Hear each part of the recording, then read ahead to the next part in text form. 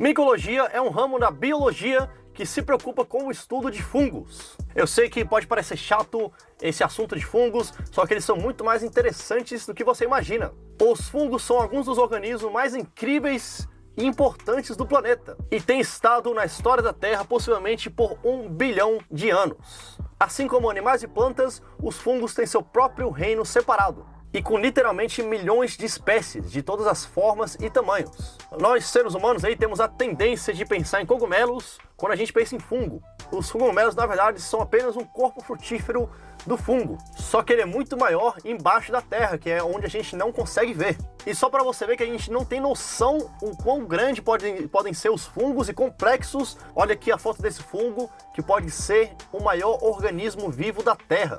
E o mais antigo também, com mais de 8 mil anos, né, cara? Ele se estende por debaixo da terra com quase 9 milhões de metros quadrados, sendo aí o classificado o maior organismo vivo da Terra, e é um fungo. Tá bom, para algumas pessoas a palavra fungo pode causar sensações negativas. E claro, alguns fungos podem causar infecções e doenças, enquanto outros também são venenosos. Mas ainda que eles pareçam meio nojentos, os fungos são e têm sido imensamente importantes para o ecossistema desse planeta. E na verdade não é um exagero falar que a vida não seria possível sem os fungos. Então, olá, meu nome é Ernesto Timinak, eu estou aqui com o Alex e hoje vamos falar da importância dos fungos e como a sua vida depende deles. A vida em forma de organismos unicelulares simples já existia há tempos nos oceanos. Mas pelo que sabemos, a Terra era em grande parte rochosa e sem vida. E as coisas começaram a mudar quando algumas bactérias desenvolveram a capacidade de fotossíntese. Para quem não se lembra das aulas de ciência, a fotossíntese é o processo pelo qual as plantas produzem nutrientes através da luz do sol. O subproduto desse processo é o oxigênio. E a produção cada vez maior do oxigênio na atmosfera favoreceu o surgimento de organismos mais complexos. E isso ficou conhecido como explosão cambriana. E aconteceu cerca de 540 milhões de anos atrás. Caraca, então antigamente a vida era tipo bem sem vida mesmo, né? O planeta Terra era só rocha e... Devia ser triste, hein? Bem triste, bem clipe de banda grunge, né? Essa explosão cambriana ocorreu ainda no ambiente aquático. E a transição de formas de vida mais complexas para a Terra só foi possível por causa dos fungos e a sua habilidade única, comer pedras. Os fungos quebram as pedras e transformam elas em solo. E isso acontece através da secreção de enzimas digestivas. Por esse processo, os fungos foram capazes de acessar nutrientes que não estavam disponíveis para nenhum outro organismo na época. Os fungos aí foram os pioneiros na vida, né, então, né?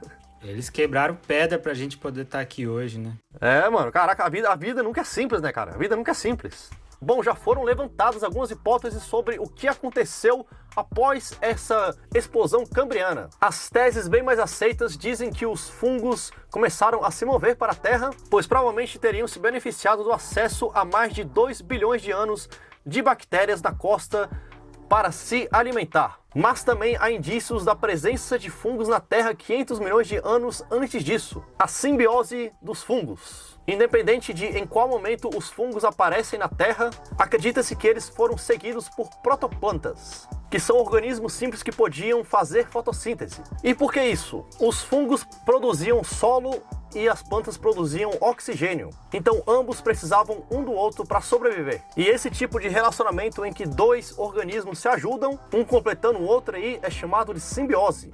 E conforme os fungos e plantas começavam a se espalhar, colonizando a terra começou a ficar verde. E o solo ficou propenso a desenvolver muitos outros tipos de plantas que ainda eram incapazes de se desenvolver. Então, com os ecossistemas se tornando mais complexos, as coisas foram se equilibrando naturalmente. O aumento do oxigênio produzido pelas plantas foi equilibrado por uma crescente população de organismos que precisava do oxigênio para sobreviver. Da mesma maneira, a matéria orgânica que começou a se acumular depois das coisas morrerem precisava ser reciclada para que pudesse continuar a ser usada. E é bem aqui que entram os fungos. Para simplificar, os fungos comem tudo aquilo que está morto, e eles permitem que os nutrientes sejam usados de novo por seres vivos. E isso deu início a outro ciclo importante que é fundamental para a vida na Terra. Algumas plantas, após milhões de anos de evolução ao lado dos fungos, ainda necessitam dos fungos para sua sobrevivência. A família das orquídeas, por exemplo, praticamente não tem reserva de energia durante sua fase de germinação. Nessa fase, a planta suga a energia de um fungo.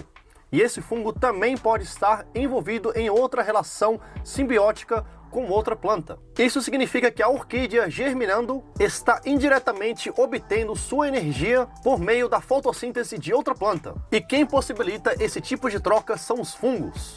Os caras, eles são tipo os faz tudo, né? Os fungos, né? É, eles são tipo o Wi-Fi da floresta, pô. É tipo o Wi-Fi da floresta, mano.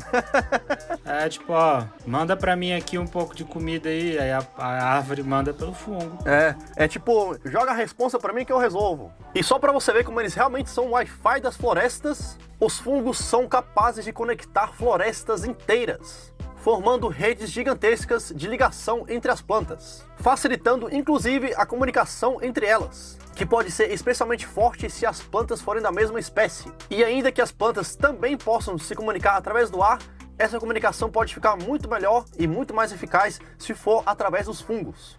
Caraca, mano, é muito interessante, né, cara? É realmente a internet, né, cara? Então, na verdade, não é o Wi-Fi, é o cabeamento mesmo. É o cabo de rede, é o fibra ótica, né? Exatamente, é a fibra ótica da floresta. Tá vendo aí, ó, a nossa tecnologia que o ser humano desenvolveu aí, com anos aí de evolução, não é nada, cara, comparado à natureza. É, porque, inclusive, eu não consigo te mandar comida pela internet. Não, não dá. E a planta manda nutriente pra outra. É, exato. E além disso também, os fungos podem servir para envio de sinais de alertas entre as plantas. Tipo, por exemplo, uma planta é atacada, aí ela envia sinais de alerta para outras plantas que não foram atacadas ainda, para elas se defenderem do ataque. Isso aí pode ser um Waze, né? Ó, tá tendo um blitz ali na frente. Exatamente. É tipo isso, cara. Estou surpreso de como que é a natureza, estou surpreso. Só que, além de ser usado aí como se fosse um cabo de internet, os fungos também podem curar uma planta, cara. Os caras fazem tipo um serviço de emergência ali pra planta. É tipo um X-Men, né, cara, da natureza. É, cara, os fungos aí, mano. Por que ele não tem um super fungo, né? Só falta falar que eles fazem café também. Fazem café.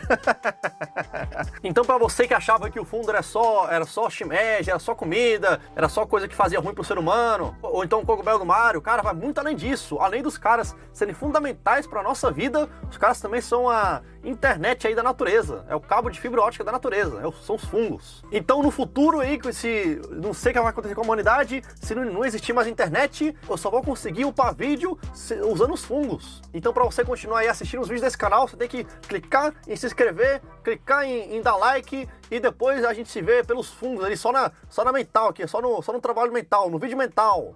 Até mais! Até amanhã! Nos fungos!